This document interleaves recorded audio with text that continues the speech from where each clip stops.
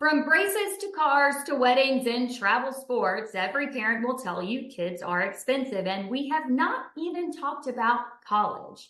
The average cost of a public four-year university can range anywhere from $30,000 to over $100,000. Now, every family has their own financial priorities and goals, and there is no wrong answer to the question, how do you want to support your kids' higher education expenses? But for those of you who are interested in providing some financial assistance, you've probably heard of the 529 plan. This is by far the most common way for parents to save. Here's the deal. The 529 plan has evolved quite a bit since it was first introduced in 1996, and it's about time we busted some common myths. Number one, you have to use your state's plan. Yes, every state hosts at least one 529 plan, but you do not have to use the state you live in. You also don't have to use the state you think your child will go to school in. You can choose any state's plan. Here's what you do want to consider. Some states provide a deduction on the state income tax return if you participate in that state's plan. Now, if you live in a state that doesn't have income tax, it's not relevant. If you live in California or Hawaii or Kentucky, also not relevant because they don't provide a deduction. So do look into whether or not your state provides a state tax deduction. Otherwise, you can choose any plan that you like.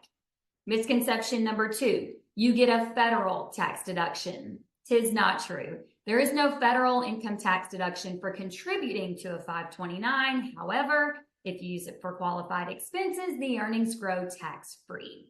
Which leads me to number three. It can only be used for typical college. Also not true.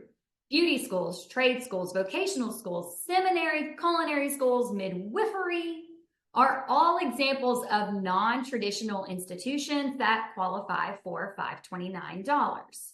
Additionally, $529 can now be used for K through 12 private education. You don't even have to wait until they graduate from high school. In fact, number four, nowadays, these funds don't have to be used for school. Up to $10,000 of a 529 can be applied to student loans.